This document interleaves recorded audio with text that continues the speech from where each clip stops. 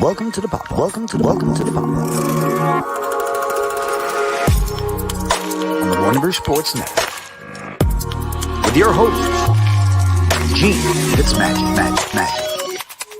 James Wudi. Nigel down. And caleebpinkett.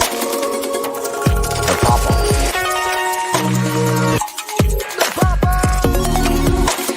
Welcome to the Pop-Off.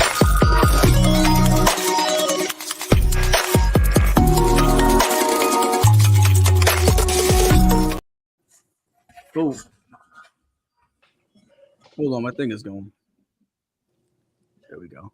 Yo, so what's up, guys? Welcome to the Pop-Off. Friday afternoon. We're all here again together. It's like a streak we got going right now, right? Oh yeah, big time. Just two. That's a dynasty. Yeah, that's the beginning. That's the beginning of a streak. So God bless it, right? Yes. So guys, there's I want to say this. We have a ton of news to talk about today, a ton of things, and I got to credit my man Wudi. He set up our lineup today. So I was having a rough work week this week, couldn't get to it. Wudi, my man, took care of it all, and so kudos to my man Wudi for taking care of it. Yeah, I just couldn't do it, man.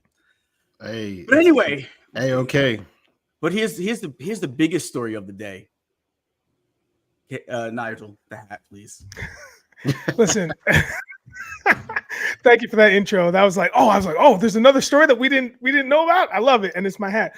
Look, in honor, I'm just gonna get to it. In honor of Jackie Robinson Day, which was April 14th, we all know that around the MLB league, and I'm sure in minor baseball leagues as well. But in Major Baseball, they wear the patch, and it has the number 42 in it, right? Which is a beautiful patch. I have a couple hats that have that. But today, I was like, oh, man, I have all week to think about this. I could have worn my Blue Jays Jackie Robinson, but I was like, you know what? I'm going to wear the actual Montreal Royals, the team he played for, I believe, in the 1960s. So I was like, let me wear this. Let me show out and wear the all navy blue here, Montreal Royals. Right there, and it's got the big M, but that's like gold metallic stitching, y'all. It's metallic stitching there, and then you got their minor league baseball logo again, where the white is now gold. Boom! Of course, you've got your new era gold flag. And listen, what is a home hat if you don't have the away cap? You know what I mean? Boom! There it is. That's fire. Yeah. So this is like an slightly off white. It's not fully white. It's slightly off white. That's hot. Again, you got the bold M in there, nice like shiny blue. It's not quite metallic. I don't know what to call it, but maybe it's metallic blue. And then you got the Batterman, which is slightly raised. No, this one's a flat Batterman. The one I'm wearing is raised. And then you got the tone on tone, that white. I know the color's kind of coming up a little weird here. Sorry, kids. But yeah, then boom, got the blue on the brim, got the gray on the wrist. And yeah, man. That's that one hasn't been worn yet. That one hasn't been worn yet. I can tell. You know how I can tell? Has this one. How? Well, it's being worn right now, but you know how I can tell that one's ever been worn? How? The brim is straight, and you don't wear the brim straight. I never wear the brim straight. You'll never. My head is too egg shaped to wear a straight brim, man. I can't do because then there's gaps on the side. You know what I mean? It's just I look goofy. I look like I haven't even graduated elementary school. I can't be rocking that, man. So I got to curve it, keep the head elongated. You know what I mean? But that's what we're doing today. So shout out to Jackie Robinson Day, everything that he did, breaking the color barriers in Major League Baseball, and here we are. There we go. Love it. Yeah. Thank you, sir. There you go. Well, before we start, man. I just got to say something. I just got to do something for my man Wudi. Hey, Wudi, remember what I said was going to happen Saturday? Yeah. That's all I got to say.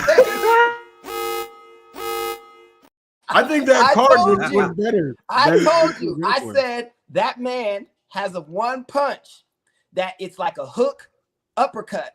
I said, and he knows how to place it right underneath that side of the jaw. I said, it's the type of shot that'll catch you in mid-flight on the darkest night. And what happened? Exactly what I said.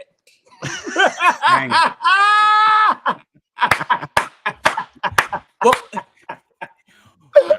Caleb, you were kind of down on the card for last Saturday night. Were you happy with when you watched the fights? Were you happy with the fights that you saw? You know what?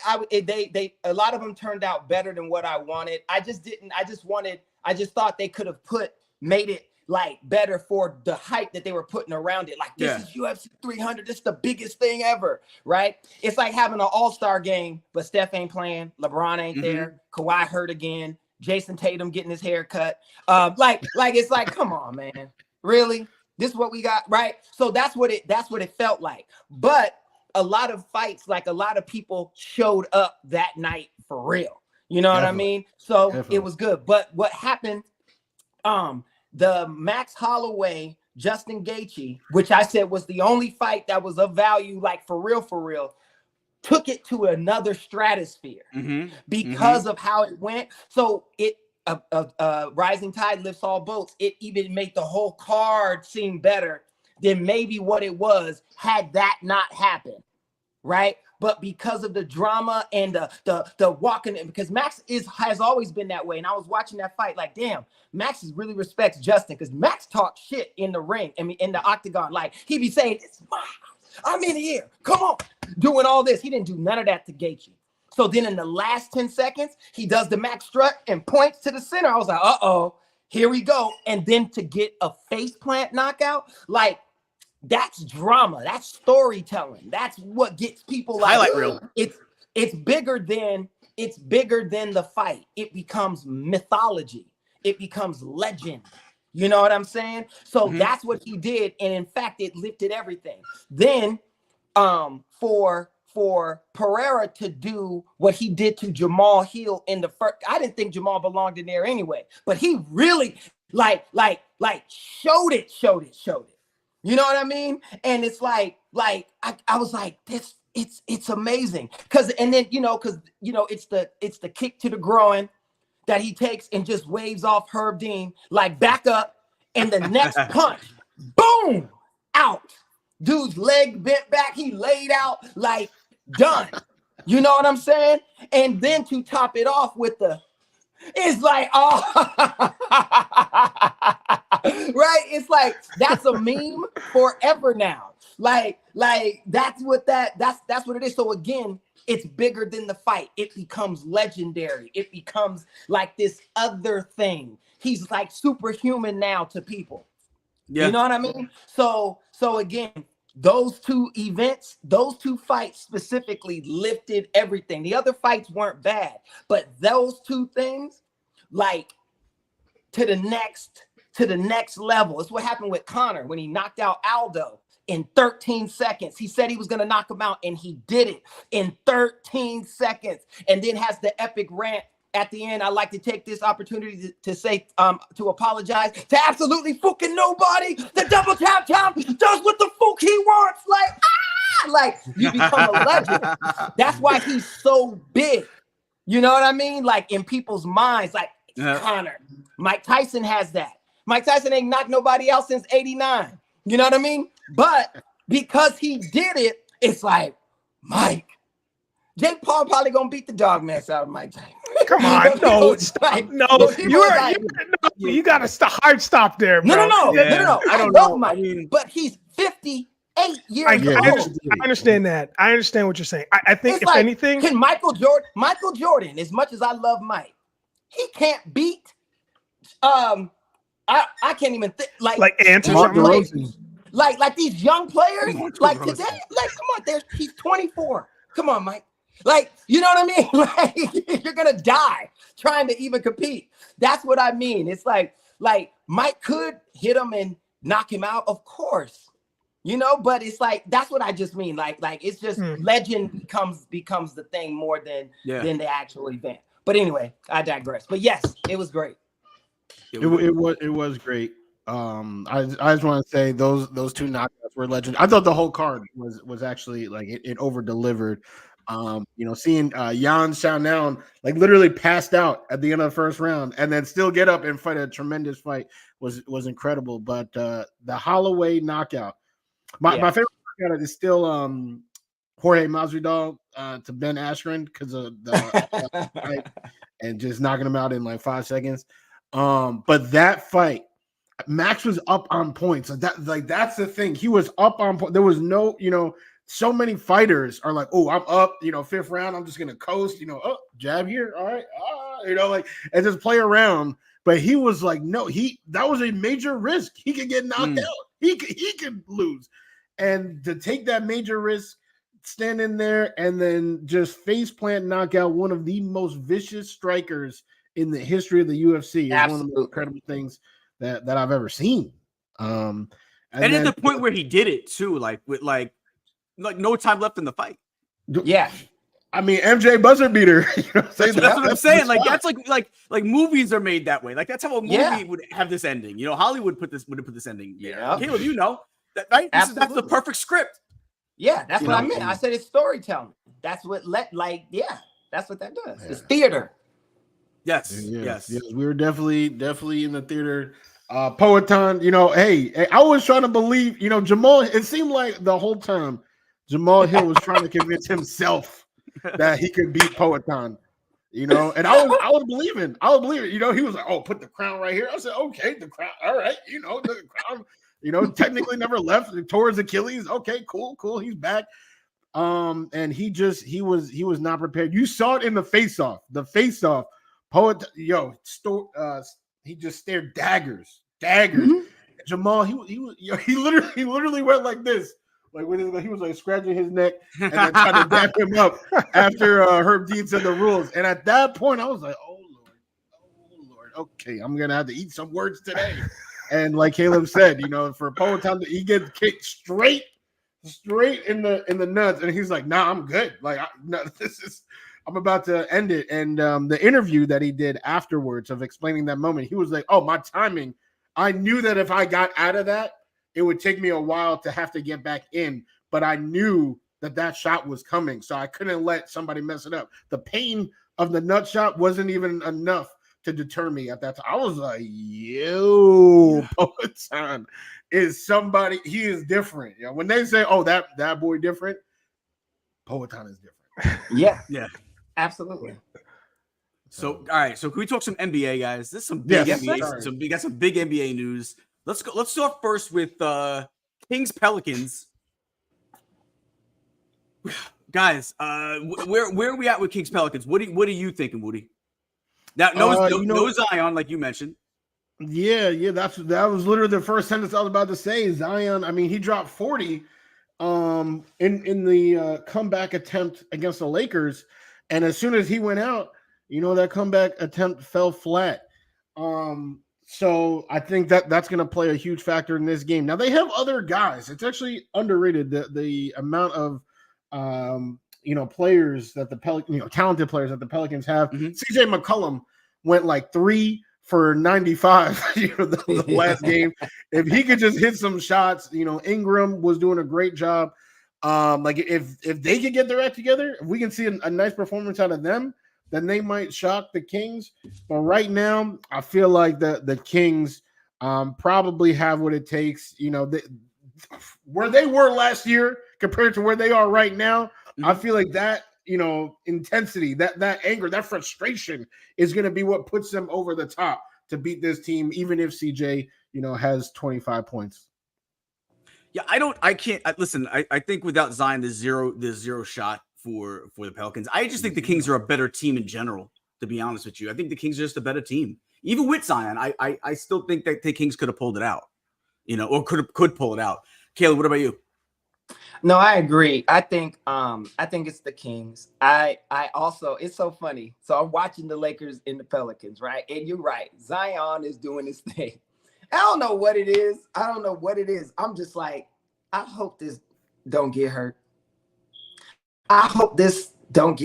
You already know what I was saying. I said, because I'm telling you, he is snake bit. Lord have mercy. If it can go wrong, it will go wrong when it comes to that man. I don't know what he did or his forefathers did in their lives that the sin of the man is passed on to his seed. Lord have mercy, Jesus. That dude, because he's too young to have done anything against God like that, to deserve the kind of fate that he has, right? Yeah, and like, to be going for 40, to be doing your thing, you make one jump step. And he said, ooh, scored. It said, ooh. And then it gets past half court, it says, I said it's a wrap. I said no, it didn't. And then he tried to act all mad, walking to the back. I was like, I said it can't get no better. I said, of course, Zion's hurt. Of course he is. It's like Kawhi, man. I swear, there's certain people that what can go wrong will go wrong, and I feel bad for them. So now the Pelicans are, of course, they're done. Of course they are. The Kings are going to beat them. They just demolished the Warriors by 24 points. They'll at least beat the Pelicans by 5 and get into the 8th seed and then go home. Hey, that's pretty much it because they're not beating OKC. I don't think so. Now, anything could happen, but barring any injury, they're all playing. I think OKC beats them. So, but it's very funny though. It was, not funny, but it's funny because he's rich forever. So it's not about money. Like, I'm not worried about his livelihood. It's just he pulled his hammy at the most worst time, because LeBron and them might have lost that game. Do you think with Zion they can beat that they could beat the Kings? It would definitely be way more competitive. And if he's doing what he was doing against the Lakers, yeah. They absolutely could, because Woody made a great point. CJ McCollum went 3 for 95. If he goes 6 for 101, they could win. What about you, Nudge? It's all Kings. It's as much as I would like to.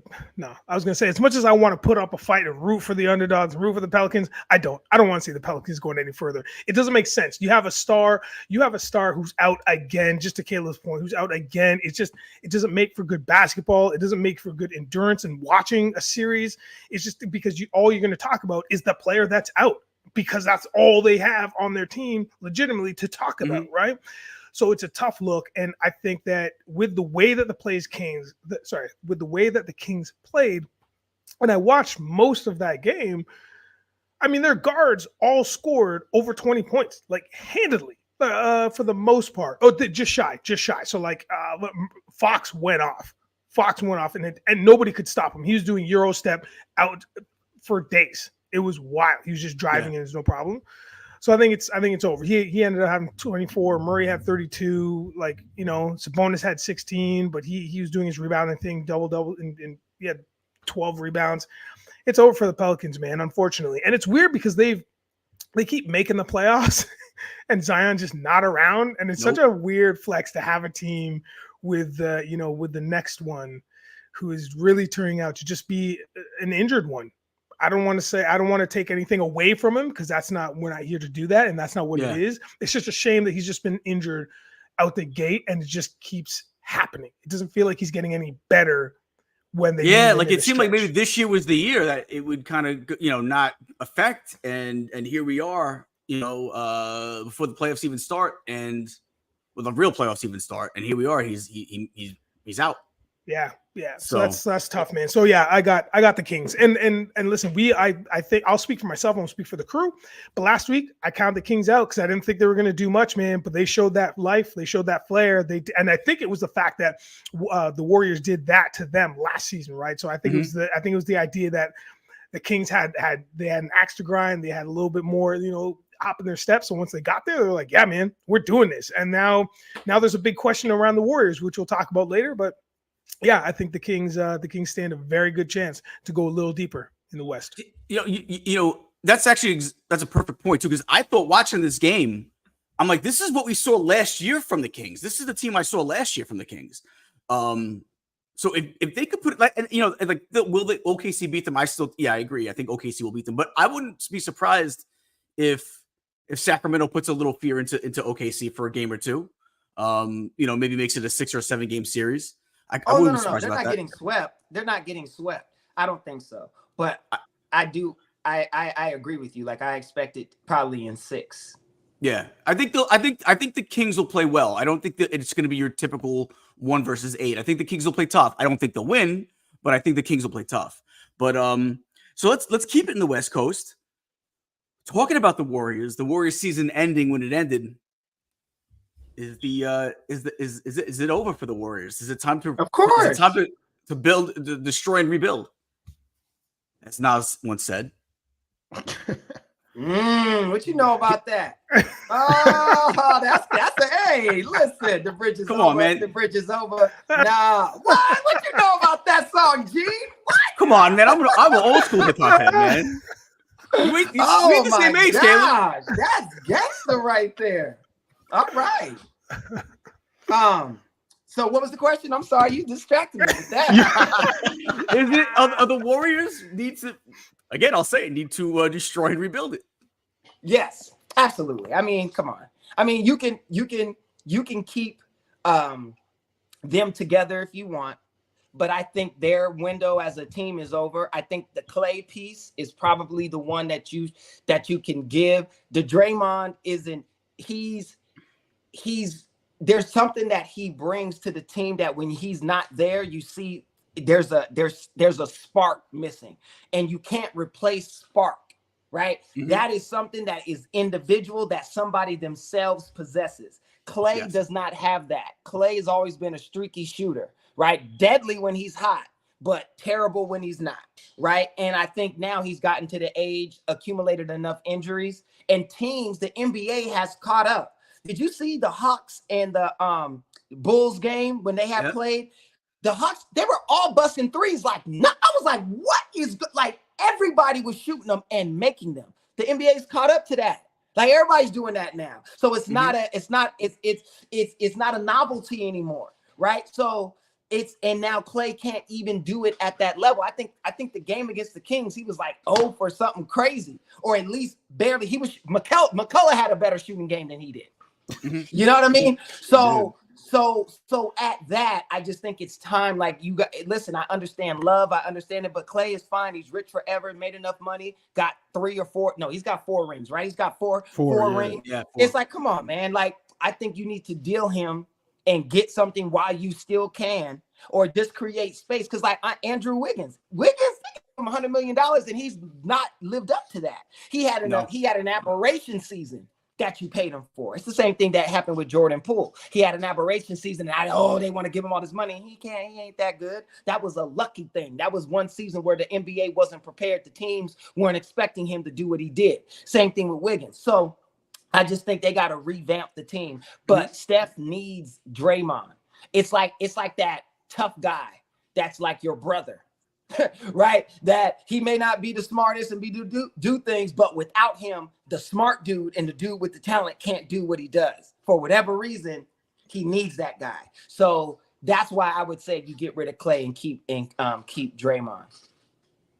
You know what? You know what it is too is I just feel like even Green is not the same. Draymond is not the same. The trouble's finally caught up with him, I think.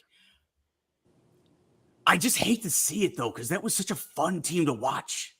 Were they not like in their prime? That was such a that was Showtime, right? I mean, I know Showtime is a little bit further down the state, but that was like to watch those guys play, man, was just like it was beautiful. Oh, come on, Gene. Shit, I was New Edition, but they all. You know, the spin ain't the same. You know what I'm saying? I hear you, man. It's just sad to see it go. But you're 100% right, and I think the main cause of it, I think, is Clay. I think he's the main reason why it wasn't able to really keep going, because there was a time where it was just you had those two guys, let Green be the enforcer, and then you could fill the other roles with just quality role players. But if Clay can't step up and put up his end of the bargain, it's a totally different. And it's team. Too much on Steph. It's way too much on Steph. Yeah, like for him to have to carry that. Now, and also, you know what? Celso put it in the chat. Our producer, the 100 people in the building, man. If you get a chance, hop over to YouTube instead. Hit the subscribe button. Hit the follow button. Hit the and send the like. But we got over 100 people in the building total. So we got some people over there on X or on Twitter, whatever you like to call it. Nigel, what is it? A wraps for Golden State? Is it start overtime? Yeah, there's 2 things I want to address. The first thing is what you just said, and it's like it was such a pleasure to watch these guys, Gene. You said it. It was just so, because it kind of came out of nowhere, not like nowhere in terms of like Kind of. Actually, yes. Who am I kidding? Right. It kind of came These out are guys. nowhere. These weren't like these weren't like number one picks. These were right. guys that were second round or later in the first round. Exactly. Listen, we didn't know what Steph was going to be for a few years. For a few years, it didn't look like Steph was going to be the absolute star that he's been. Yeah. So I mean, for that to watch that, it's like they became the team that people love to hate just because they were winning all the time, and that's what happens. That's what happens when you have a well-oiled machine. We saw it happen in Boston, Massachusetts, with the Patriots. We've seen it with the Yankees. We've seen it with the Golden State Warriors. There's always a team that you love to hate, but when you watch them and you just think about the play, you think about the game, you think about what they've achieved, you cannot deny them their just desserts and their flowers, man, because they have played at such an elite level that you're now watching this machine, this well-oiled machine, but you can see the friendship and the bond and the loyalty in front of your face on the field or on the court. It's such a I've been a part of a team like that one time in my career, and it was in high school. That was the only time where we just like everybody was on the same page, and by halftime, the other teams might as well packed up and gone home because we were already beating them 30-0, like minimum. It was wild. We were ranked in our country here in Canada. We were ranked in the province. Like we had done all these things that had never been done before. So it's sad to see when that time has come to an end. We all know it's inevitable. We all know it's going to happen. I think you're right. I think for cap space, I think for just the team in terms of like, getting a little bit of a breath of fresh air and just like getting some of this ill will talk outside of the locker room. Like, let's just move on from that. I think they are done, man. And the second thing I want to say is that at the start, Caleb said, and I quote, "You can keep them together if you want," which is fine. Sure, man. Yeah, you can if you want. But I think what we want to do, or what the Golden State should do, is really invest in what's next. Let it let it happen a little bit smarter. Don't let it happen organically, because when it happens organically, the whole thing falls apart and you're rebuilding even more aggressively than you were doing before. Like you're just putting band-aids on. Just cut it straight off, singe it with a fire so it gets so the cut, you get all the cancer out of there, get all the guck out of there, and then just like sew it all up and just start fresh, man, because it's going to be a bad scene. I've been playing a lot of survival video games lately, guys, so get out. I can tell. I just like Helldivers 2, man. Yeah, dude, don't let it fester. Don't let it fester, man. Helldivers 2. Shout out to the people because it's a hell of a game. Anyways, that's my thoughts. Crackle Nuts, what's up? Crackle Nuts in the house. So I saw that. Woody, one question for you before we get into this. When Nigel was mentioning the great team he was part of, did you think he was going to say the Popoff? And we hurt when he didn't say I was a little offended that we were the latest, greatest team that he was part of. I thought for a second. I was like, nah, we're not done yet. but to Nigel's point, though, it's a tragedy when it happens. Like, how much everybody in the chat, tell me this. Do you guys think Iowa makes it back to the college championship now that Caitlyn is gone? No way. They may not ever see it again. I remember it was like when the Yankees weren't the Yankees anymore back in the late, when they had that run in the late 90s. And man, after they weren't getting back, Chicago when Mike left.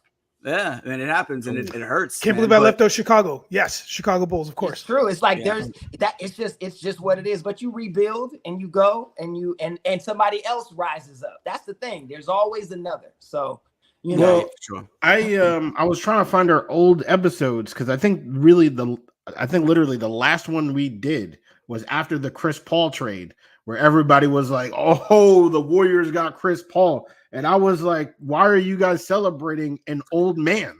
I wasn't happy about the Chris Paul trade. No way. I think it was the reverse. I think we all were like, "This is I think so. Brutal." I think we were all on board with each other saying, "No, are you serious?" Oh my god! Now we need to find that. I'm telling you right now, I was the only one that was like, "Yo." I wasn't into it. I haven't liked Chris Paul for years. I was done with Chris Paul for a while now. I'm standing on my square. I know I didn't say that. I was happy about that. What are you trying to throw us all under the bus, man? For Chris Paul, State Farm Paul, man. What's wrong with you? Ain't nobody tripping. I know, that's what I was saying. I said he got more commercials than he do minutes played. That's the now I remember. Oh man, I went in. Yeah, nah, that's not correct. As you were saying, Woody.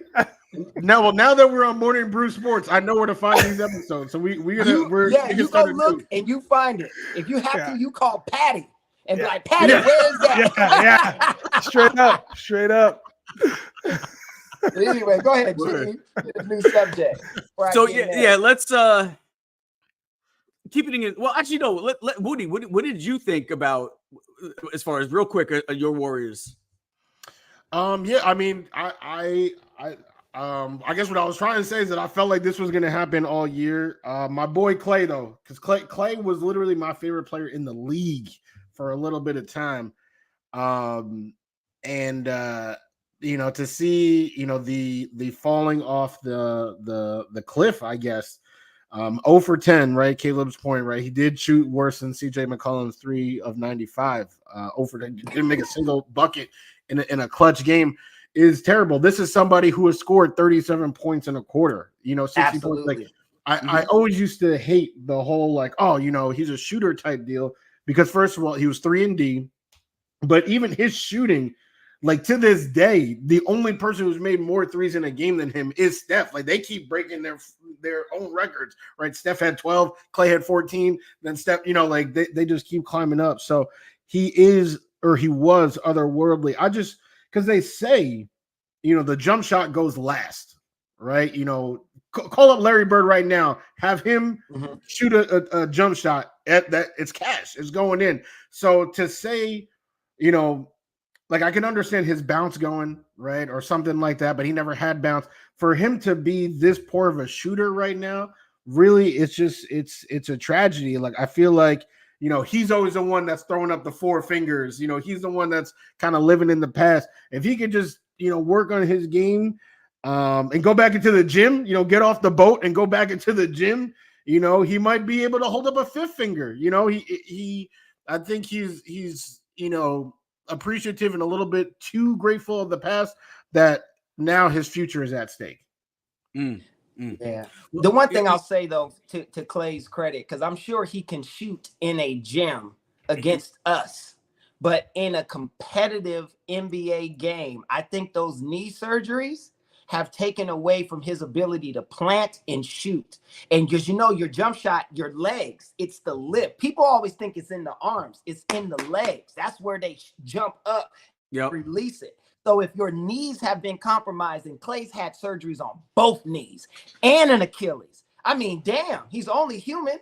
You know what I mean? So it's like he of course he's gonna lose that lift and that strength and the ability to plant and stop and elevate and all of that. Some games he can do it, but he can't be consistent because of those injuries. That's what I mean. It's like, it's nothing against, I'm sure if we went and played around the world or horse, murder, because it's not competitive. He doesn't have to run and get to a spot and do all it's simple. You know what I mean? So I think that's really what it is. And I'll second your point. I loved Clay as well. I used to say he was a better shooter than Clay. I was like, than Steph. I would say that dude, I'm telling you, Klay Thompson. And for a time, it was like that. When that dude scored 37 points in a quarter and all of that, man, stop. Right? But I just think those injuries caught up. Steph has never had knee injuries. His was all been ankles, right? Which is different. So I believe that's what caught up with Clay are those specific injuries, the Achilles and both. I think he had 2 ACL tears, 1 in each knee. Within like 18 months. Bang. And last point for me on this is that that's a really great point about not only about like a jumper shot, like the tech from a jumper shot standpoint. Hey, it's our 40s in the house. Yes, what's up, Lauren? But it's also about, not so more so, it's also about the way that Kerr runs his offense. Steph doesn't stop. If one player doesn't stop, the whole team has to keep moving as well, because that's how the offense works.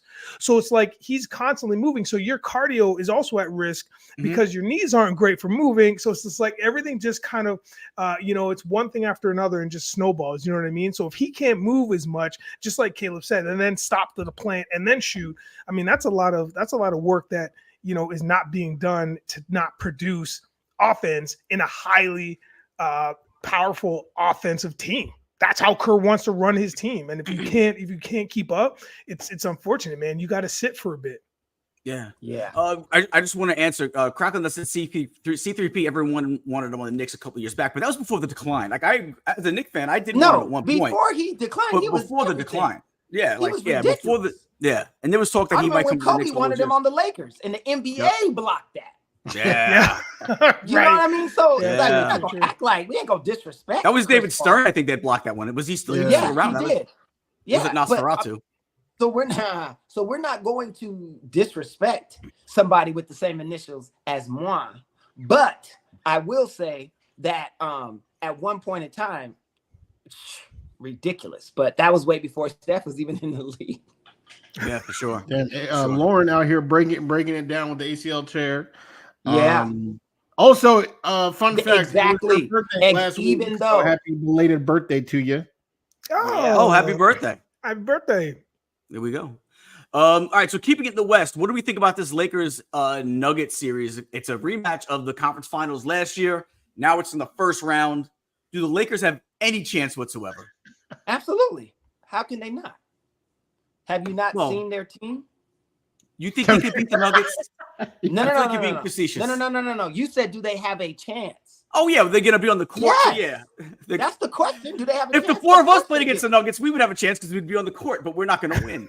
I don't know if we would have a chance. I don't know if we would have a chance. Yeah, we would I don't know if Wentz doesn't get injured coming out of the locker room on the way to the court, man. We'd have to shoot Jokic, kidnap Jamal, put some bets on Porter. Yo, what was the movie? Like, we would just have to really sabotage them to even stand. We'd have to kidnap all their children and have them on FaceTime during the whole game. You know what I mean? Was the movie where they kidnapped? It was Dan Aykroyd, I think it was, kidnaps Damon Wayans, who played for I think the Lakers or the Jazz. Right? Yeah. What movie was that? We would have to do something. I forgot what that's, but it's a comedy. The Fan or something. I remember that. We would need something like that. You know what I mean? So yeah. But in all seriousness, of course they do. They're actually playing well. Austin was balling. Even though I do not like DJ D'Angelo. Yeah, I don't mess with him. D-Lo. Yeah. I don't mess with him ever since the phone gate. I don't play that. Yeah. I can't. Which went away a lot easier than it should have. I was so surprised. I can't cheer for anybody that does that kind of stuff. You got that kind of jacket, I can't rock with you. But anyway, outside of that, he's a baller. He's been busting. LeBron's playing good. AD, all that. So they can bring it. Will they win? I do not think so. Will it be a sweep? I do not think so. I think it goes to 6. I think the Lakers can squeeze out 2. That's like I don't think it goes to 7. If it goes to 7, Denver's in trouble because anything can happen in a game 7 with LeBron on that side. I've seen him come through too many times and I don't mean like in the last second, like jump shot. I'm talking like take over a whole quarter and change the game to a different thing. Cause he still is the best one on the floor outside of Jokic, what he could do. He's way more athletic. He can run up and down, block shots, do all this stuff. So that's all I mean, but I don't expect that to happen. I expect Denver to win it in 6, but do the Lakers have a chance? Of course they do, but I think they only win 2 games. That's what I think. Celso says Celtic Pride. I think that was the name of the movie. I think it was Celtic Pride. That makes sense. Yeah, perfect. Yeah. So I don't think it's going to be that close. I think 6 games as the max, but not even a close 6 games. You know what I mean? I think it's like they might catch, the Nuggets not taking them serious for a game or 2. Nuggets are just so dangerous, man. We just got to watch your boy from Canada because what's up, Jim Murray? Nasty, yeah, baby. Also snake bit. He's another one. He's another. Not on the same level as Zion. He got a knee brace as long as my arm. It starts from his. But AD almost he made snake bit cool. Like AD is snake bit. Listen, no. This season, for whatever reason, I don't know what happened. AD played 68 games. Yeah. But Kawhi made it. Kawhi made it a thing. Kawhi made the whole snake bit thing. See, that was to a Kawhi thing. He's not snake bit. He just be like, I'm not injuring myself. You ever see Major League? Remember the first one with Doran? Yeah. And Jake comes to tell him, he says, "Darn, why didn't you pick up that ground ball?" He says, it was out of my reach. Right? He said, "You think I'm gonna dive and mess up this face?" Right? Like that's what that is like. Like Kawhi's like, "Oh no, my leg is sore." But you know what? The thing here is, and this is why this conversation is happening. That's why it feels like we're flip-flopping on the thing, because we got to remember, man, these two teams, when they duked it out last year, the Lakers went further than anybody thought they went. Them and like I'm trying to think of who else like just shocked us. They beat the Warriors. Yeah, they beat the Warriors. Like it's just so I think that's where we're having a hard time trying to figure out what's going to happen. All joking aside, or even throwing in these jokes, right? Because it potentially could happen. Because to repeat as an NBA champion, we know how hard that is. I mean, obviously they like to say that the Stanley Cup is the hardest, but I mean, I gotta say the Larry O'B has got to be up there, right? And the Super Bowl, but the Larry O'B's got to be up there, because now, to your point, there's all these injuries on both teams that could come up at any time. The size is a difference, and also the age is a difference, but it feels like age isn't as much as a dictator as it used to be, because I know I was coming down hard on the Lakers and they were just opening up cans last week. So, I mean, or at the beginning of the week. So, I mean, in the playoffs. So, I don't know. I'm with most of you guys, I think, and I'm going to say Denver. I'm going to say Denver, and I'm going to go 6 or 7, man. If I was going to take I'd probably say 7. I think it's going to be a long. I think so, man. I know, because I feel out fight. I know, and I feel like that's going to determine what happens for the rest of the West, because the team's going to be tired. Whoever wins this thing is going to be tired, man. I just don't think the Nuggets can just lay the Lakers nasty, out. Though. Don't think they not. Like that's not an easy win for either one of those teams. Totally.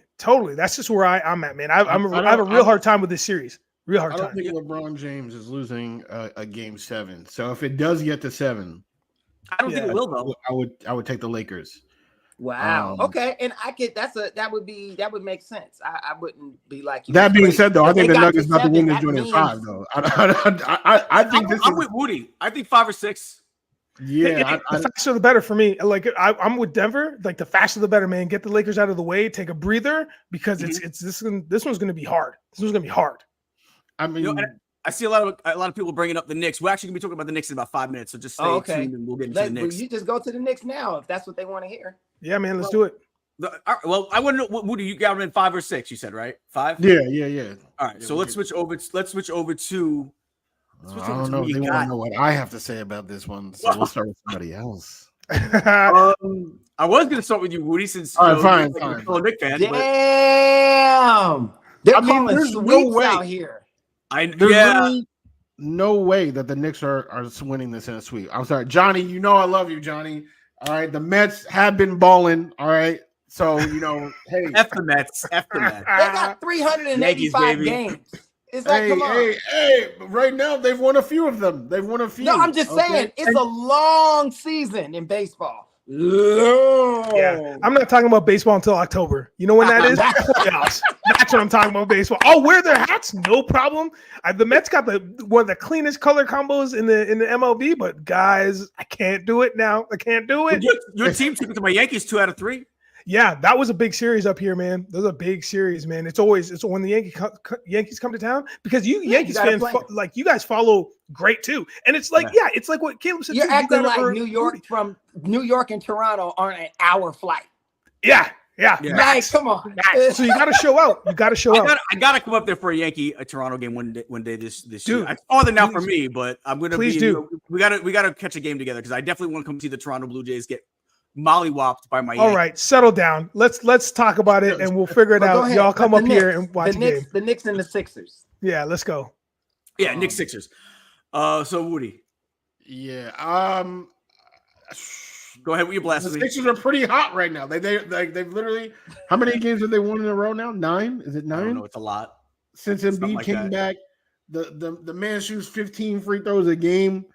I think it's a really tough series for the Knicks. I'll never understand the blind optimism, when the Knicks had the Hawks, it's like, yo, Trae Young, fuck Trae Young. They literally chanted, fuck Trae Young. And all that did was inspire the boy to kill us in 5 games. Yeah. And now you guys are talking about Embiid like, oh, he's a bum.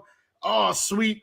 And then if we sit like, I don't know how you guys keep picking yourselves back up and saying the same foolishness I don't know how it happens. I don't. But with that being said, these Knicks, Jalen Brunson is him, right? Brun's him, right? That's what people are saying. He truly is that good. Yeah. I just don't know if the firepower from everybody else, Dante, he can light up. If Randall was there, I would feel a lot better about this series. Mm-hmm. The fact that Embiid is only getting healthier, right? Foul shots, what he does, what everybody, Maxi's firepower, right? The role players they have, I don't feel great. I don't feel great.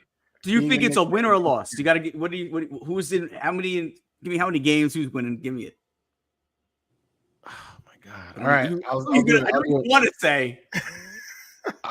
Give me the Sixers in 7. Jesus Christ. Jesus Christ. This man, let me tell you something. It even goes back to the Jets. Even the Jets, this man. I knew it. He never takes us for a win. He has the Jets losing 17 games a year. I knew it. And I was like, I want to sit in the silence because I know exactly who he's going to go against his team. I love it so much. So good. Honestly, listen, my thing is this. I think the Knicks in 7. It's going to be tough. But I do think this. I think if you let him do what he's going to do, and you just keep everybody off, right? I think OG is going to be huge up against Maxey. I think he's going to kind of keep Maxey at bay. Brunson's going to do what he does. As good of a player as they got as in Embiid, we got that kind of player at the other end of the court in at point guard in Brunson. And let me tell you something. I found out this morning Brunson wasn't selected to be on the Olympic team, USA team. I'm rooting for another team now. I'm rooting for like France or something like that. I'm rooting for Argentina. I'm not rooting for Team USA. Spain, go Spain. Go to your country. They gave it to Kawhi. They gave Kawhi the last spot, and he ain't even playing. That's what I'm saying. He ain't even playing right now. It's ridiculous. It's ridiculous. So, but anyway, I'm not rooting for Team USA anymore. But all right, so on to Caleb. Caleb, what do you got? I think I agree with you. I think it's the Knicks in 7. Embiid's knee is not fully back yet, and I think that's what's going to be the Achilles heel. Forgive that, talking about a knee for the Sixers because they need him. If he was 100%, I think it's over. And I think Woody would be right, except I wouldn't say 7. I would say in 6 because that's how dominant Embiid is in that middle, and he can shoot and all of that and whatever. But anyway, because he's not 100%, I think the Knicks can pull it out, but I think it will be in 7 versus that. Now, the Knicks could win it easier if their game style was different. Lauren mentioned something I saw in her message about game tempo. The Knicks play a slower tempo, so that allows that's she said they control the tempo, which is true, but they play at a slower tempo, right? So because they play at a slower tempo, that's more in Embiid's. That helps Embiid. If they were one of those get up the court moving quick, it'd be a wrap because he can't hang. His knee's not ready for all that. The stops and the turns and the ball steal and big baseball passes down the court, and you got to keep. He can't. But because the Knicks play a more slow, controlled tempo, that keeps Embiid more in the game. That gives him more opportunity to be effective. You see what I mean? So I think the Knicks is their own worst enemy when it comes to him by just the way that they play. They fight the way that he wants to fight. You know what I mean? So I think that's what's gonna cause the difference. And so that's why I do think they pull it out in 7 because he's hobbled. That's what I'll say. But it's not going to be a sweep. Absolutely not. Lauren's got him in 5 or 6 the Knicks. So there you go, Woody. She played more basketball than I did, so she might be right. No, I'm talking about. That was really more of like a shot to Woody. Like, yeah. I already know. She put shame across the page for his ass. It is what it is. I get it. You gotta say what you feel. You know what I mean? Go ahead, Nigel. It's on What- you. Wait, Yeah. Nigel, what do you got? Sixers and 6. Now I'll go. Oh, Yeah. with the throwback Sixers. Somebody's Number speaking 6 doing sense Sixers. today. Sixers and 6. Listen, what's Wait, hold on. I feel a flutter in my chest. Something not right. Listen, I feel like first 2 games are in New York. They're going to be split. There's no possible. I just don't think there's a possible way that the Knicks are going to win both at home, man. And that's going to come back and bite you. The Knicks got to win both at home. They have to, and I just don't think that they have what it takes to make sure they win both at home, especially with the roster that they have right now, and especially with the experience that Nurse has in the playoffs, and now with the weapons that he has. We haven't, but we cannot underestimate Tyrese Maxey. We know that for a fact because the kid is dangerous. He will make up for a lot of Embiid's, if not all of Embiid's points, no problem. Embiid will do the whole Paul Pierce hero thing. He'll probably come out of nowhere and throw down 25 buckets and then peace for the third quarter or something. I don't know what's going to happen, but I feel like the Sixers just have a little bit of an edge. I really think that, yes, the Knicks are their own worst enemy. If they don't win both back-to-back at home, that's going to be a problem, man. I think that's the biggest thing for me. And I forgot to mention the loss of Julius Randle. Dude, if he was there, this is over. The series is done with Embiid right now. And that's what I said. I said it. I said it. Yeah. Let the record be clear. I'm rooting for the Knicks. I'll be sad. They need him in these kinds of situations. It's just it is. It's the same thing that's going to happen with the Bucks. The Bucks is going home. The Bucks is about to get bucked. You understand? It's a rap duo. Well, let me say this. So for the last 2 years, we've also heard a lot of trade rumors regarding Embiid. If they were to go out in the first round this year, do you think that maybe pushes it towards happening this offseason? I don't think so. No, I feel like he almost proved his value this year. Yeah, I think that because then who they gonna get? You lose him and let somebody like New York pick him up? Well, they're not going to trade him to New York. I know that. It's not. NBA is different. They trade everywhere. It just depends on who got the best deal and all of that. But I agree. Football. I don't think that they would. But I'm just saying, you just don't want that. What if he went to Miami? Now he's that's exactly where I. That's exactly what I need. Now he's down there with buckets, and then Dame acting like he's sad. He in Milwaukee. He hinting like he want to be out of there. Like, telling you, man, it's crazy. It's crazy. But I agree. I don't think they get rid of Embiid. No. I don't think. I think it's a different vibe over there now. Like before, like when he wanted out, it was a little cancerous, and it was. Well, the James Harden stuff too. Yeah, I think it was just a lot of other factors that were contributing to him wanting to leave, and I think now there's just a different vibe. I think the city has a different vibe, but who knows how they're gonna feel after their run. I'm just gonna say that because I don't know what series they're gonna win or lose at, but I think he stays around. I think he sticks around for sure. And well, here's another question too regarding the Sixers. If they do beat the Knicks, can they go on a Miami Heat type run? No, last year. You don't think so? Because Embiid's knee's not ready. It's too much pressure on it. I feel like here's the thing. If they can get through, I think they beat the Celtics? No, I don't think that's gonna happen. But I think if they beat the Knicks, they can go as far as they want at that point. Other than the Celtics. Yes. So one more series, you're saying? Well, they can definitely win another series because it would be against either if the Bucks miraculously do it or whoever they're facing, which is escaping me. I don't think Pacers. Pacers. The Bucks, the Pacers are nasty. I'm telling you, that team you don't really want to play. Here's what I'm gonna because they run too much, and I think the Embiid, Giannis. If Giannis, so say the Bucks beat, and because the Bucks have to play the Pacers, which I don't think they're absolutely not getting through that without Giannis. But let's say they do. Let's say Giannis comes back and does what he does, and say they win.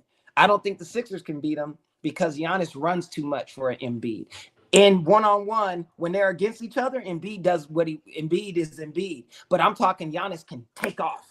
And that's what will be the separation when you have a knee injury like that. Now, I know Giannis hurt his too, but Giannis is a gazelle. Nice in the chat said R.I.P. Embiid. So. Oh, that's what I'm saying. But you know, I mean, Embiid fuck runs Trae Young energy that just comes back and makes us silly. That's cold. Hey, yeah.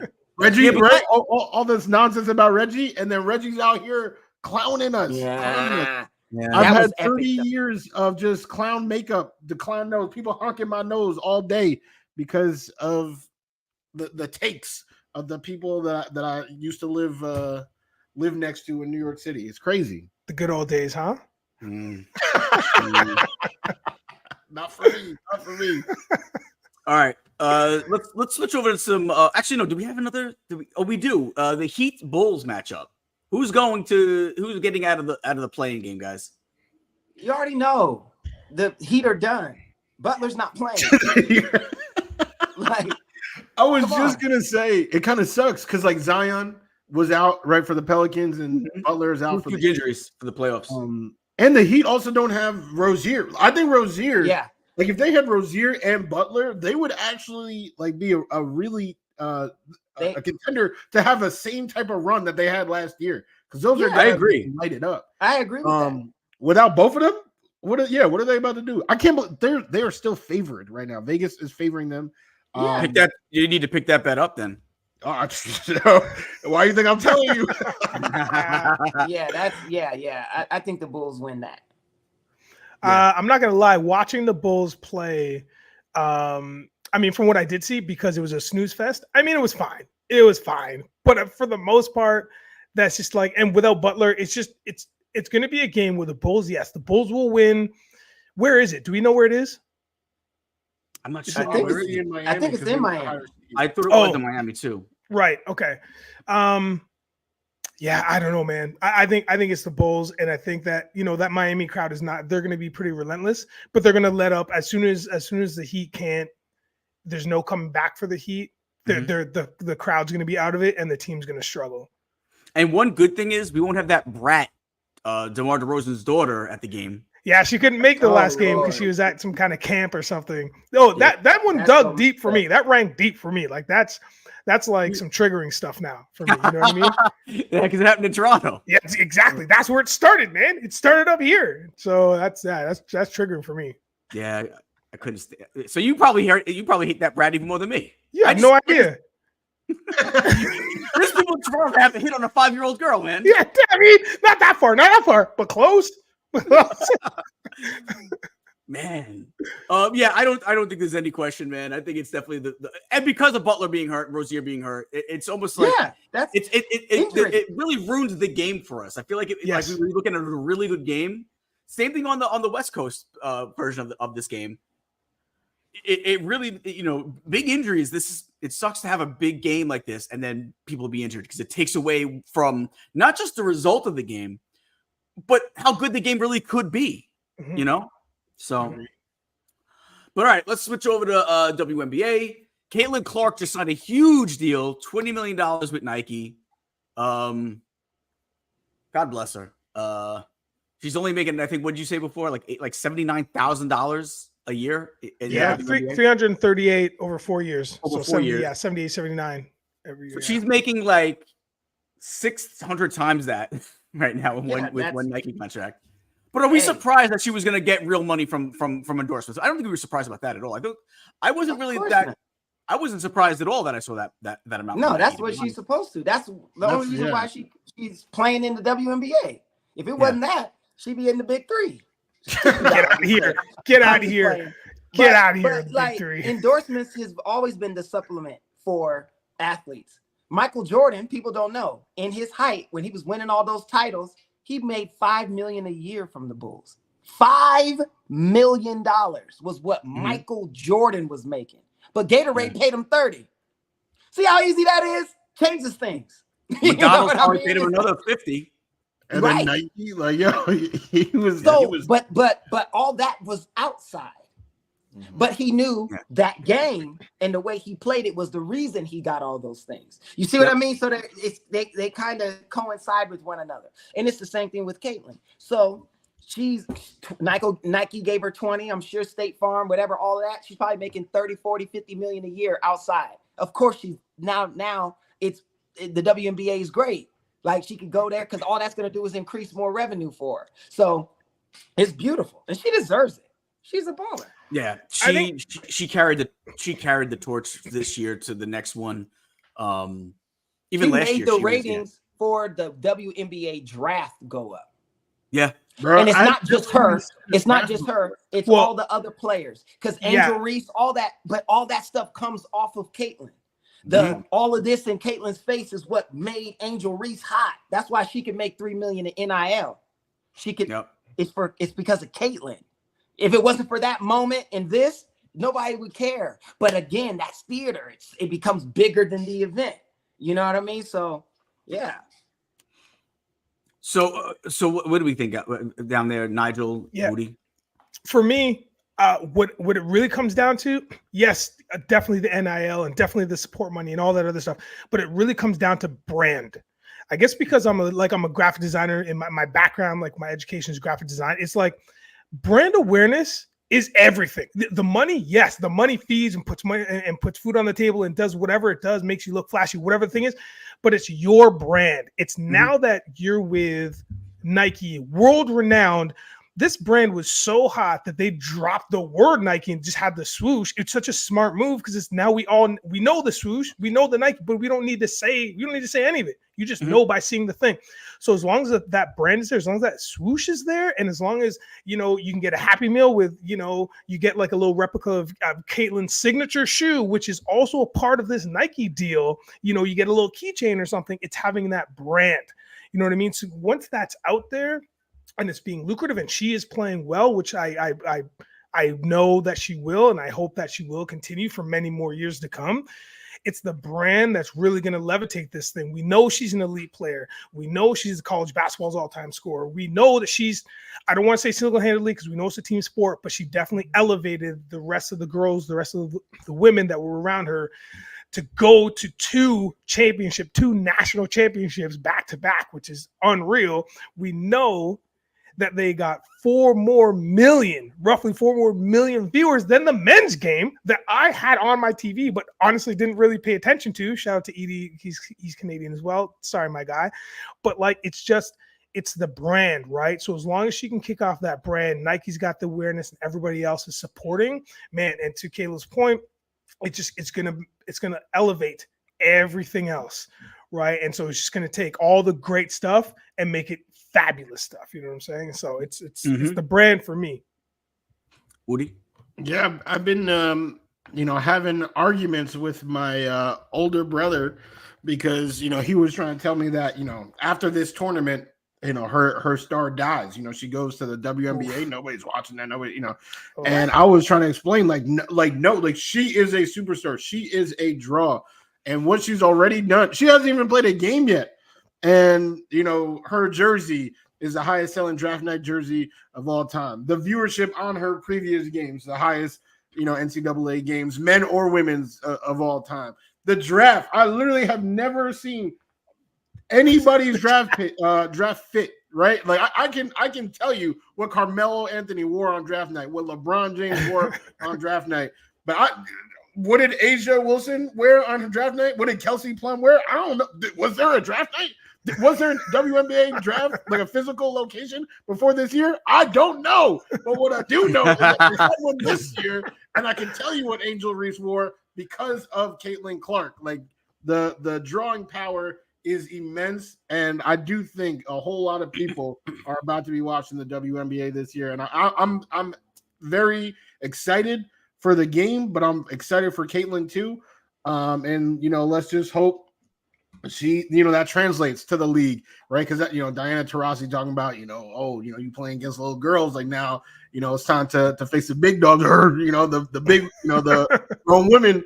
I hope that she can still do work there and keep the dollars flowing. Because if that star falls a little bit, I don't know how that's gonna work. If it's like, she's not what we thought we was, or if the person that schools her, now there's like a new rivalry to look at. Like if like Sabrina is like, yo, I'm gonna take this, you know, she's taking out of my pocket, something like that. Like then you got a nice money rivalry going on. Well, Sabrina's pretty nice too on the court. Yeah. Here's what I'll say: 36 out of their 40 games are nationally televised now. 36 out of 40 games for the Indiana Fever are nationally televised games. So what that means is everybody will, it's as Conor McGregor calls it, it's red panty night. When you fight him, it's red panty night, meaning you getting paid. So when you play Caitlyn, you know the cameras are on, so you can go get your money. That's how you go get your endorsement. It's not about beating her. It's not about showing. It's not about nothing to do with her. It's about looking good on that stage when everybody's watching and they say, oh, I like that girl. She might be good for this brand and this brand. Like the rising tide raises all boats. Everybody's eating good with Caitlyn. So there shouldn't be, there's competitiveness and I'm sure and all that, but let's not be angry at the girl. She put money in your pocket, money that you would never have seen playing this sport if it wasn't for her. So you get to, you know, Indiana Fever, circle that. Make sure you eat your Wheaties. Make sure you go to bed early. Make sure you stretch, because that's your shot to get paid, to go to the next level, to show that you're on her same level, just as good, just as athletic, something. All brands are watching. It's like, you know, it's like kids know when in high school, when you're playing against a dude that everybody knows is going to the league, you want to play, you want to be in that game. You want to play good because the scouts are not just watching him. They're going to see you too. So that is part of it. So I think this is phenomenal. It's phenomenal. Like what she's doing for the league. And they can play defense, but unless you're picking her up at half court, it's going to be hard because she can shoot from 30 feet out. Yeah, you know, there's nothing that's like, I just want to make sure that our listeners know, because this is where I'm coming at it from, because I'm listening to us talk about it and everything that I've read.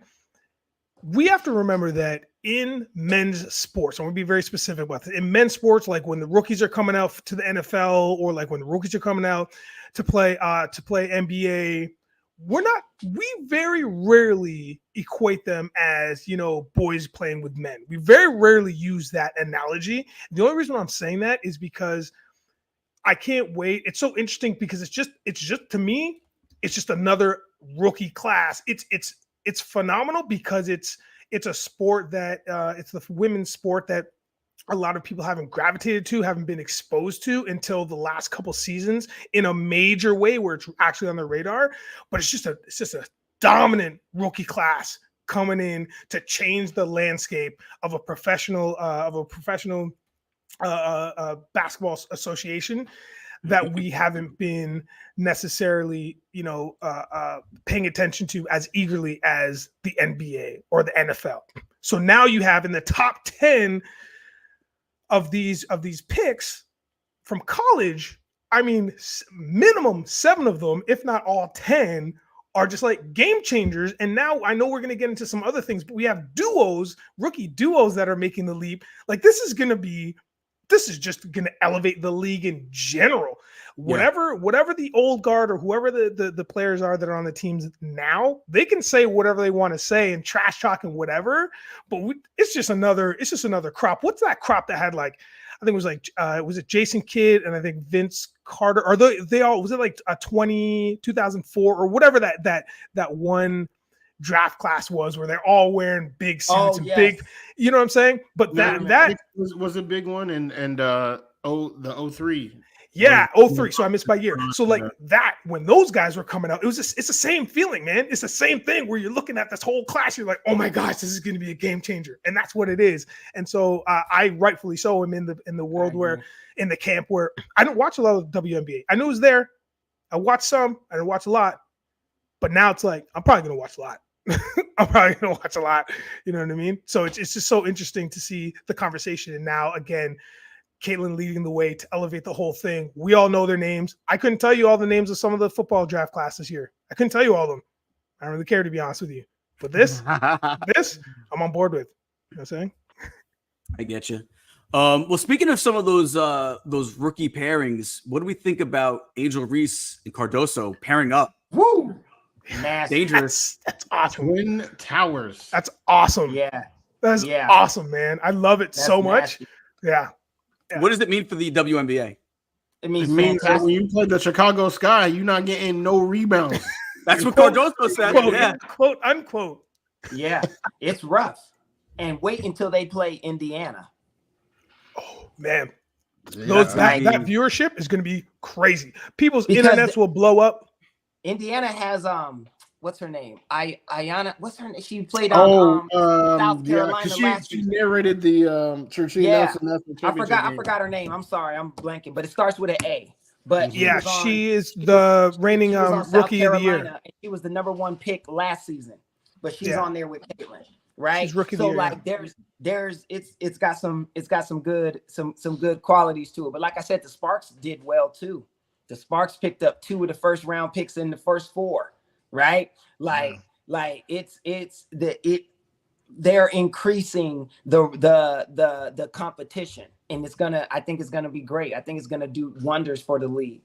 Aaliyah Boston is her name. So yes, Aaliyah. that's her name, Aaliyah Boston. But so again, I just think it's great for them. I really do. But unlike Nigel, I do know the players that are coming out in the NFL because football is something different. Okay? Yeah. That's my thing. I'm all over. Yeah. I Great. Too, right? Let's talk about the CFL rookies. What's up? Who wants to talk about that? The guys that don't get drafted in the NFL? I don't know either. It doesn't matter. I don't know either. No, but listen, I think this is, like we've said it before, this is such a marketable year for the WNBA that whoever they have in charge of marketing needs to hit a home run. Yeah. Because this is the year to capitalize on. You know what I mean? Yeah. 1,000%. Yeah. So, Cardoso's pretty too, man. Like she's a pretty. Calm down. Oh, your wife is like your wife is Colombian, but yeah, you see, that's your thing. Look, I'm just saying, like she's taller than I like, but listen, if she's taller than I like, shoot. Listen, yeah, she'll F me up, but just saying, if Cardoso, listen, all I'm saying is this: if anybody out there finds out that Cardoso starts an OnlyFans, please let me know. Listen, God bless her. We are not responsible so pretty. for the words. I'm giving her a compliment now.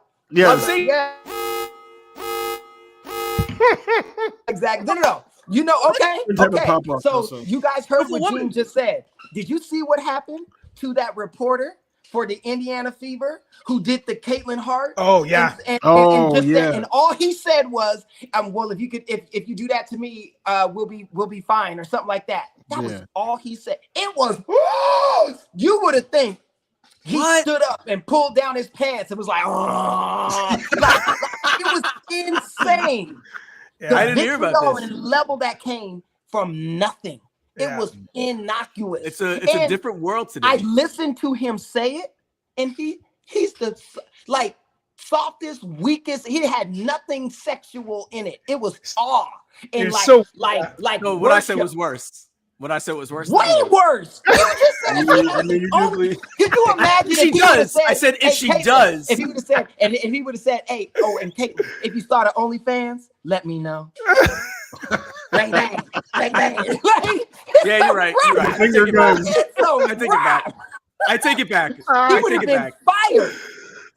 It would have been over for him. He would have never be able to work in press again.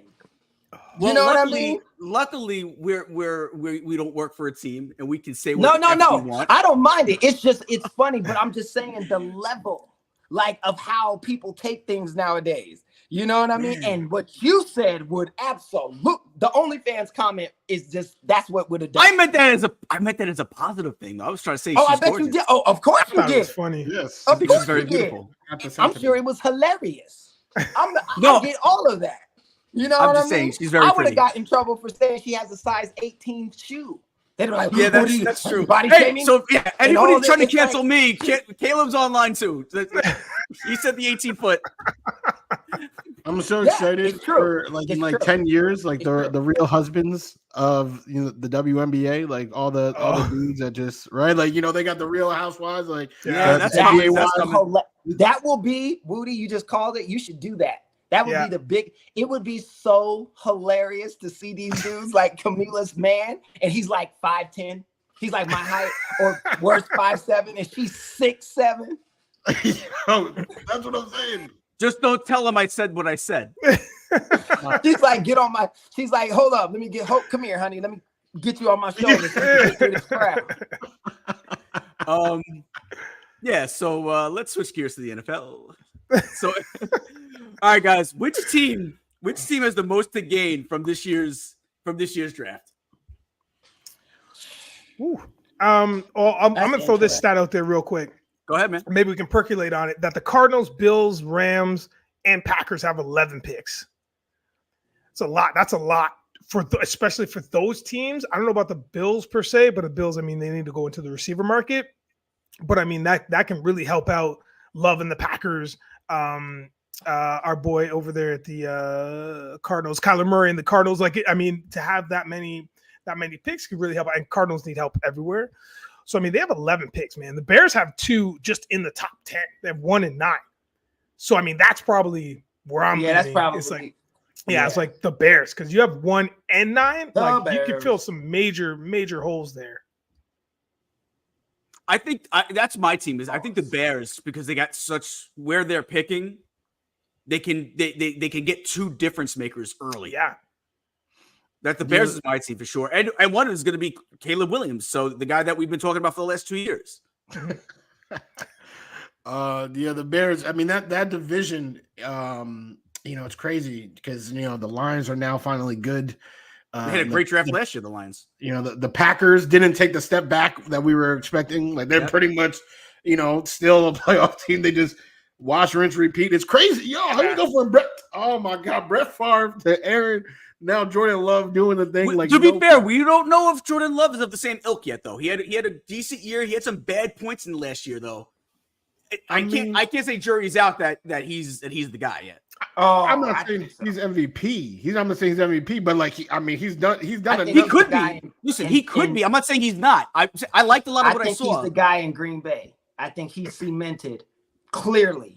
I think this season is the season that makes a difference. A lot of times you see guys come up and have a great first year as a starter, and then the next year they kind of have a sophomore slump. I think next year is really the year that makes the difference.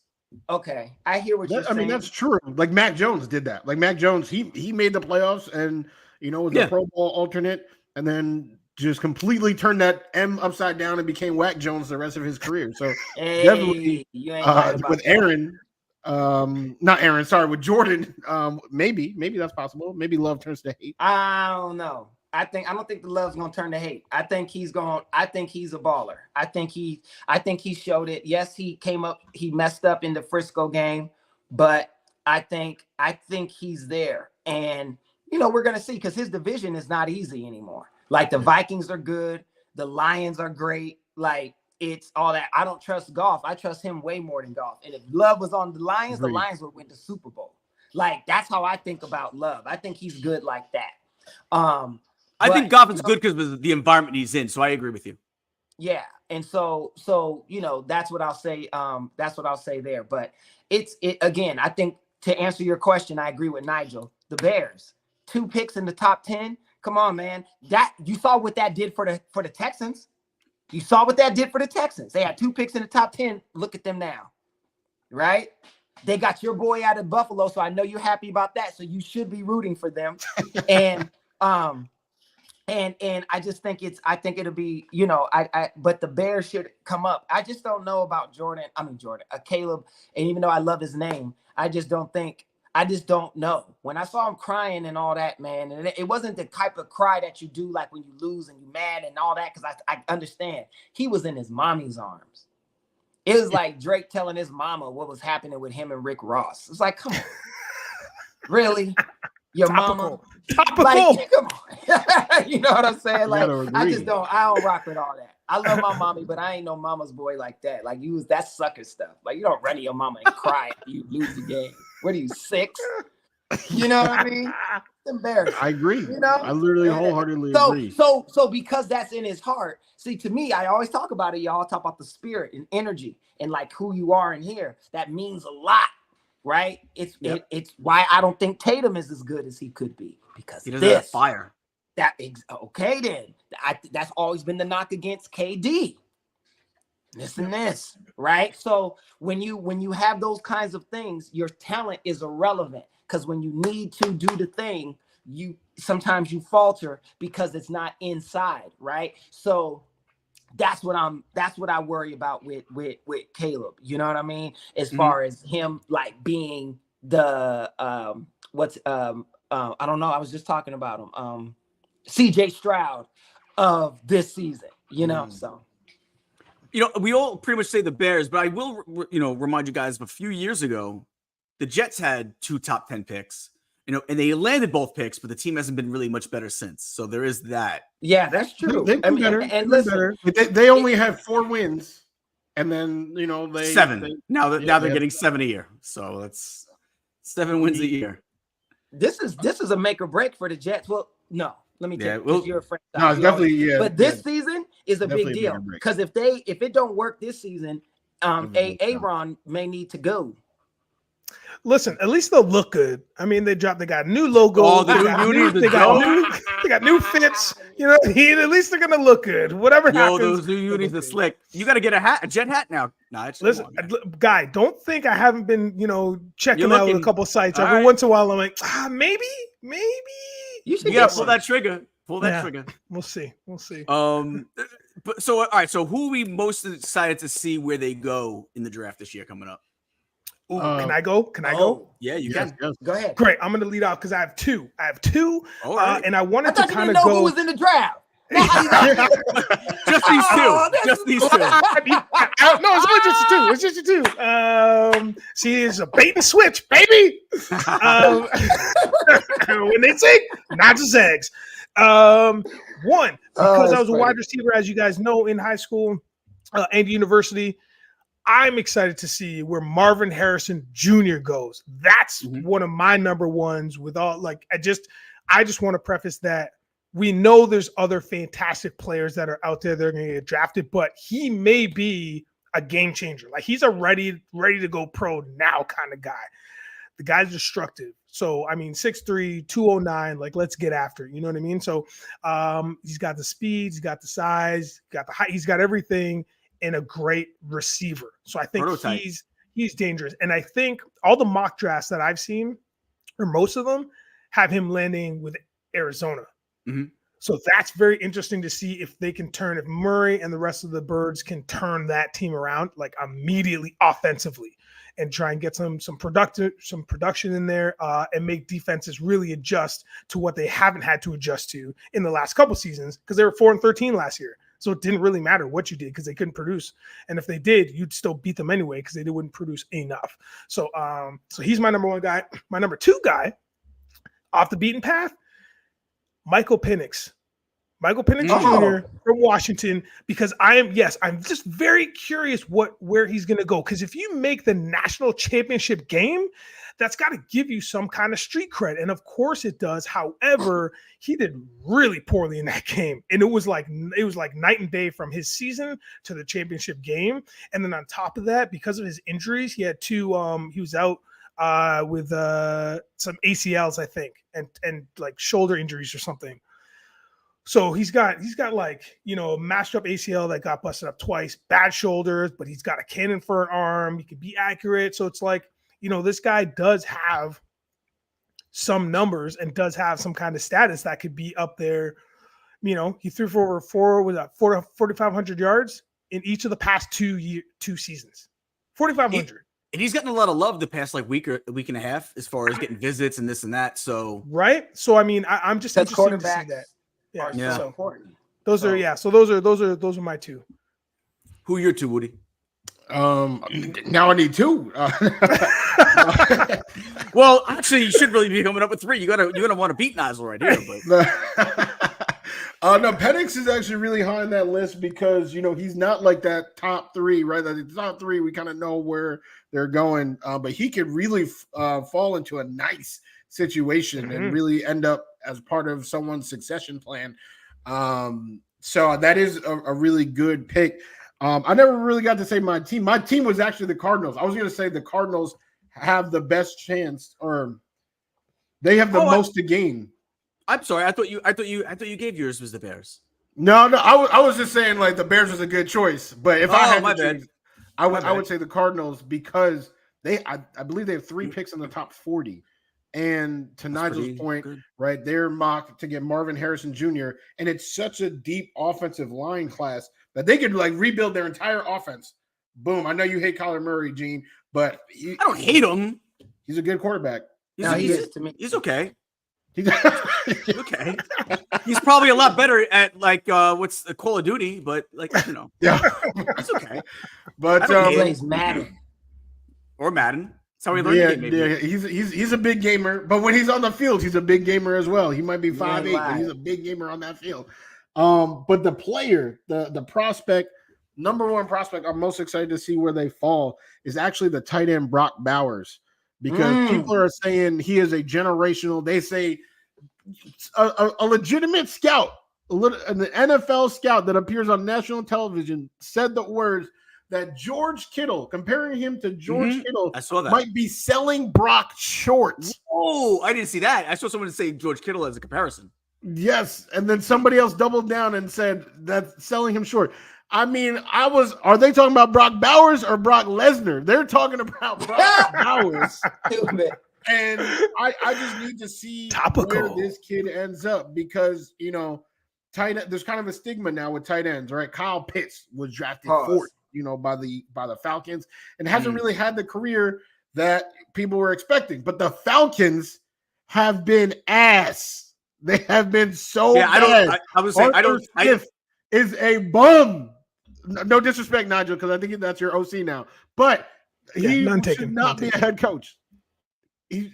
Some guys are better built to be offensive coordinators. The Jets are kind of going through something like that right now, but I don't even know if that is enough for what they got going on. I want to see where Brock Bowers goes. TJ Hawkinson is another one. They called him Mini Gronk, TJ Hawkinson. He didn't really do a lot. I like TJ Hawkinson. And I think him going to Minnesota was actually was pretty good for him. I agree. That's my whole point, is that fit matters for these guys, right? Detroit was wrong. Minnesota was right. Where is Brock going to go? And will it be the right fit? I will only say one other thing about that. Brock, the bagels in New York are delicious. Come on down, baby. Overall, New York Jets, please. Now, I actually have 2 as well. Before I thought we were going to all do 2, I had 2 as well. The 2 that I have, and I share it with you, Woody. One of them, Brock Bowers. The other one is a Dunze. And the main reason why it's those 2 guys is because I think wherever those 2 guys land dictates what the Jets do at number 10. I think if those 2 guys land before number 10, Jets trade down. I think it's definitely obvious. If they're both there at 10, I think they're going to take up their whole clock just deciding, oh, wait, who do we want? Because there's 2 studs that we can get. We could always, you could always use receivers. And like you said, Brock Bowers might be the best tight end to come out in years. So, and that's why I wouldn't be surprised you see someone jump the Jets to get him, thinking that the Jets might draft him. So I wouldn't be surprised if he goes earlier than 10, Brock Bowers, which is early for a tight end, but he may be worth it. Listen, if you get an All-Pro at any position, you jump up and take him sometimes. You know what I'm saying? If that's your guy, and I think Brock Bowers, I think either one would be a star for the Jets. I think either one of them would be, but the Jets with a tight end like that. And Aaron Rodgers, I think it would be huge. And I honestly do think they're gonna go. They'd prefer to go with a playmaker other than offensive line. Everyone's saying, "Oh, they still got to go offensive line. They got to fix this offensive line for the future." And Joe Douglas loves offensive linemen. Listen, if he loved offensive linemen so much, he would have been drafting them before. And he hasn't. So he did once, and it wasn't the right pick. But I think they fixed the offensive line for this year, specifically to go into the draft to get a playmaker for Aaron Rodgers. I don't think they would have drafted some of the guys I don't think they would have signed some of the guys that they signed if they didn't want to go in and draft a playmaker for Aaron Rodgers in the draft. So, I don't want to make this a Jets discussion, but they have to draft an offensive lineman this year. They do, but not with the 10th pick. Yeah, I mean, if Joe Alt is there, I would do it. Oh, well, But Joel's definitely not going to be. Listen, if he's there, then then they throw all the other stuff out the window. He's not going that far. Like, he doesn't get past the Titans. Fair enough. Like, I mean, wouldn't you be surprised if the Titans are there and he's there and they don't pick him? Yeah. No, that'd be one of those picks where the whole audience gasps. It'd be one of those picks. But Caleb, what do you got?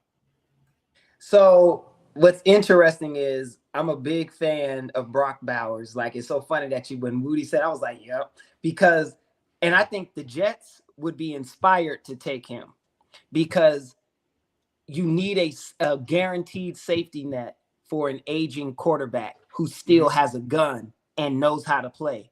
Giving Aaron a weapon like him is deadly because he's so smart. He knows how to play. Take all the stuff you want to say about him away and all that. Mm-hmm. He knows that game and he knows where to put players and he knows how to throw a football. And a tight end, no diddy, like Brock, catching that, like with that going to him, it's out of here. Like that's the kind of stuff that inspires a team, right? You find out your offensive line is actually good now that they got something to play for, right? Like that's the kind of stuff that inspires. But back to what you said about Tennessee. Tennessee revamped their whole team, right? Mm-hmm. They absolutely need an offensive lineman because they got to protect weak Tony Pollard because he got wheels, but he ain't no power back. So and you got to protect your quarterback and all of that. You got a new receiver out there. You still got Hopkins. I mean, so an offensive lineman for them would make sense, even though I know we know the Jets need to repair it. I would take Brock because if you can get out on a 2-3 yard slant and I can hit you and you can catch it every time, guess what that does? That makes your linebackers and your defensive ends slow up a little bit. They hesitate because they don't know if you're just going to dump it. Because if you come in and I just dump it and I'm 30 yards downfield, is what the Chiefs do with Kelsey all the time. They throw tight end screens. You know what I'm saying? Like, so there's ways to beat just coming in because you think the offensive line is weak. So it will give you cause to pause. So I think a move like that would be great. And plus you need firepower. And if Aaron can get that ball out, they say in football it's 2 to 3 seconds out. If he can do that, they'll be good. It was an aberration that he tore his Achilles last season. And now I don't know how much he would be healed and all that, but that was aberration. Like, come on. So but I would love to see that. And I love the Marvin Harrison Jr. thing. I want to see where he ends up. I do believe him with a Kyler Murray would be nasty offensively because Kyler has somebody he can be guaranteed. Because remember, they were the best when they had Hopkins, not the best team, but I mean at their best, right? Because that allowed Kyler to do what he does and then throw it to a guy who's sure-handed. You know what I mean? And he'll go up and get it too. You don't even need to be completely on. You don't need to be completely accurate. You just put it up and he'll go get it. Yeah. Right. So that's what's going to be interesting. I'm looking at JJ McCarthy, right? People are down on him, but in the right situation, he might be good. They're talking about Vikings might get him. That might be good for him to be in there. You see what I mean? Like those kinds of things. I like Penix Jr. too, Nigel. My issue is take the do-rag off, homie. Every time you got do-rag on. I'm gonna need you to loosen it. I'm gonna need you to take it off. And we're going to present ourselves like an NFL player, right? These kids, man. That you build a franchise around. I get it, but it's a new thing. You can't go on there with the do-rag and all of that, especially if you ain't balling. If you're doing what AI was doing, wear the do-rag. He was balling though. Yeah. No, when the game was on the line, all right. What did Nigel say? He had a bad game. The guy that they're saying is weak outdid him. JJ McCarthy looked like Tom Brady out there, or whatever quarterback you think is great. It don't matter. Who said he would be open to coming back? By the way, Lord have mercy. Yeah, like we're shutting the pod down before we get into that conversation. Yeah, so anyway, so those are the guys like Aaron gets hurt. I'm excited to see. Could you imagine that? Number 12, and he's just take off Aaron's jersey, puts it on, and then puts a patch that's over Rodgers that says Brady. Nope, Rodgers is 8 now. Brady didn't have to be 8. His name is 12. And then you guys go to the chip. Do you know how crazy of a story that would be? It would be very jet-like if for us to win in some crazy fashion. God. But anyway, I digress. But yeah, so those are the guys. Like I just want to see how everything, because again, what's what I love about football? Everything looks good on paper. Everything until they say hike. You know what I mean? So that's why 0-9 teams go into a week thinking they could still win, because they see the game plan. They say, hey, we can execute this. We can actually win this week. It doesn't really work out that way, but you know. But one thing I would like to say about Brock Bowers too is he's a tough man to bring down too. Like, so if you do throw those little slant screens, he's going to be able to make some. He's going to get some yak because he's hard to bring down.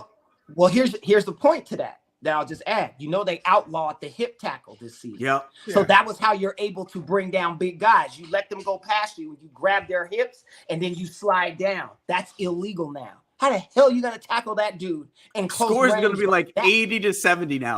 It's how do you stop? Like, how do you tackle that guy? You know what I mean? Like, now that's where the tackling technique kind of gets thrown out the window. And we've seen it a bunch is when the defenders now they're not trying to lead with their head, but they're leading with their shoulder. So you're getting all these stingers, which is when you lead with your shoulder and then a knee or something hits you in your shoulder and you it's like pins and needles all the way down your arm because there's no other way to your point, tackle them. So you just got to throw yourself at their legs or their ankles and it looks bad and it can be injurious, but it's like, well, yeah, man, what else are we going to do? Last thing I want to say on the was the yak was yards after catch, Gene. That is the point for me. Yeah. Because now with the advent of I guess Kelsey was probably the biggest proponent of it. But there was a time when you'd throw to your tight end and wherever they caught it was likely where the ball was going to stop. It was like boom, that's what tight ends were for. 80s, 90s. If you need 3 yards, you're going to throw it to your tight end because they'll do a quick little hook off the line or whatever.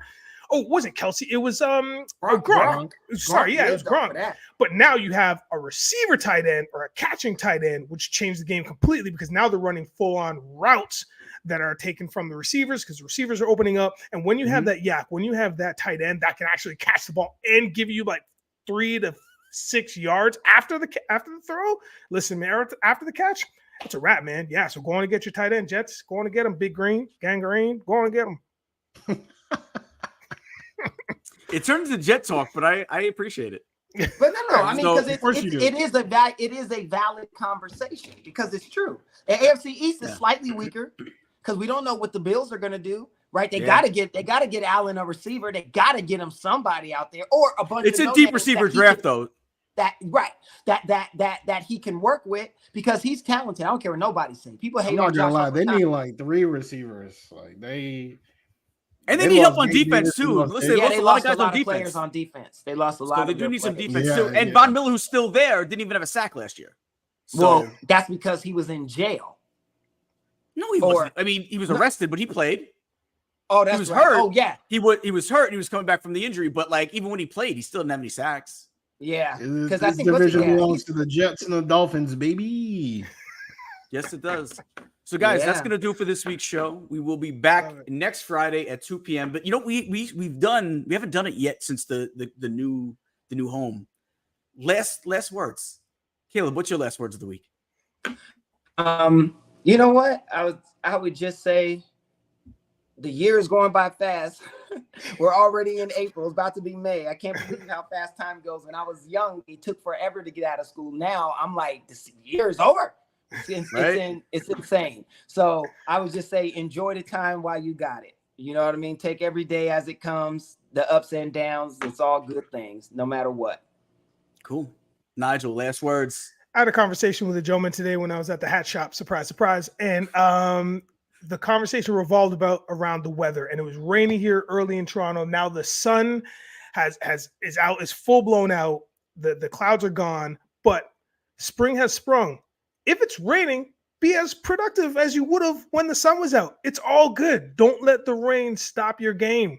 Because guess what? Spring has sprung. Summer's around the corner. Get after it. Don't let the rain stop your game. I like that's a t-shirt. Thank you. Yeah, and a bumper sticker. Yeah, you Americans. Nobody does a bumper sticker like you Americans. That's for sure. There we go. Woody, what's your last words of the week? Oh, you gave me the extra time to think of them, and I did. Literally nothing came to mind. Like just literally, like just blank, empty. But, I did spring it on you guys if we didn't talk about doing this earlier. I just thought about doing it. No, but they did Sorry. fantastic. Nigel did fantastic. Yeah, Nigel had that like he had that one in the holster, man. He was like, you know what? When it comes to a big game, baby, you know who you got to draft. I'm ready. Always ready. For real. I'm coming up like Tatum right now. I agree.